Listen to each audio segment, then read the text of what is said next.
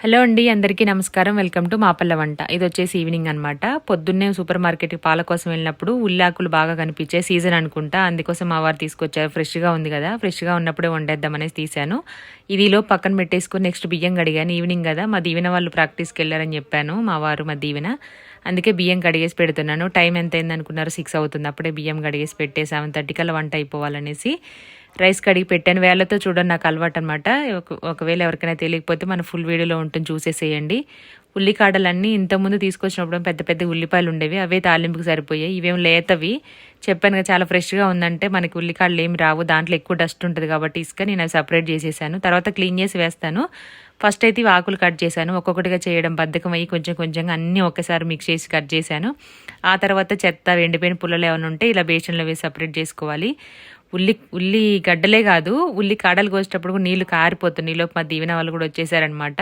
ఇంకా జిస్టు తీసేసి లోపలికి రమ్మని గీజర్ ఆల్రెడీ వేసేసి ఉంచాను, వెళ్ళి ఫ్రెష్ అవుతుంది. ఈలోపు వంట కూడా అయిపోతుంది. స్నాక్స్ ఏం లేవు, డైరెక్ట్గా డిన్నర్ అనమాట. 2-3 సార్లు నీళ్ళల్లో వేసి బాగా కడిగి పక్కన గిన్నెలో పెట్టుకోవాలి. మామూలు ఆనియన్స్ లేవు కాబట్టి ఉల్లిగడ్డలకి నేను ఇంట్లో ఉన్న ఆనియన్స్ ఒకటి కట్ చేశాను. ఒక 2 స్పూన్లు నూనె వేసేసుకుని దాంట్లో ఆవాలు జీలకర్ర వేసి ఫ్రై అయిన తర్వాత ఉల్లిగడ్డ ముక్కలు వేసి అది కూడా కొంచెం ఫ్రై చేశాను.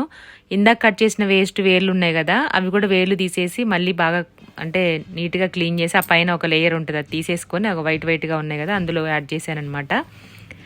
ఇలా వేసిన తర్వాత కొంచెం పసుపు, అల్లం వెల్లుల్లి పేస్ట్ వేసుకొని కొద్దిసేపు ఉల్లిపాయలు వేగనివ్వాలి. వేగిన తర్వాత మనం నీట్గా వాటర్ తీసేసిన ఉల్లికాడలు వేసుకొని దీన్ని కూడా కాసేపు ఉడకనివ్వాలి, పచ్చివాసన లేకుండా. నూనె పైకి వచ్చేంత వరకు ఉడకనిస్తేనే అవి తినేటప్పుడు కసకస అనకుండా ఉంటాయి అన్నమాట. అంటే ఒకలాంటి ఇట్లా వస్తుంది.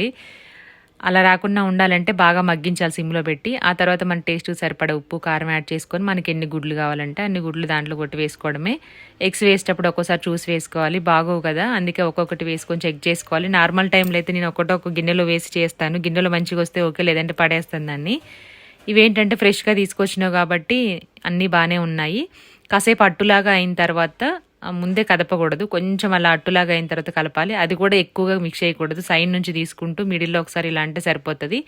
కొంచెం పెద్ద పెద్ద పీసెస్ ఉంటేనే బాగుంటుంది ఈ కర్రీకి. ఆల్రెడీ నేను వేరే కర్రీ కూడా చేశాను మార్నింగ్, ఇది సరిపోతుంది అనమాట. రైస్ కూడా అయిపోయింది, కర్రీ కూడా అయింది. దీంట్లో పచ్చిమిర్చి కారం వేసుకోవచ్చు, ఒట్టి కారం వేసుకోవచ్చు. ఓన్లీ పచ్చిమిర్చి కట్ చేసి తాలింపులో కారానికి సరిపడా కూడా వేసుకోవచ్చు అనమాట. సారీ, దానికి కింద పడిపోయింది, నేను వీడియో షూట్ చేసేటప్పుడు అది తీసి పక్కన పెట్టేశాను. ఫైనల్గా మా దీవెన్ బాబుకి అయితే రైస్ పెట్టేసి వేడివేడి అన్నము అది కూడా పెట్టేశాను. నేనేమో కలుపుకొని తినేసాను అనమాట. టేస్ట్ మాత్రం చాలా చాలా బాగుంది. కాకపోతే నేను ఎగ్ వేయండి తీసుకొని పక్కన ఉడితే టేస్ట్ చేస్తున్నాను కర్రీ, అది కూడా చాలా నచ్చింది. మీకు నచ్చితే తప్పకుండా ట్రై చేయండి.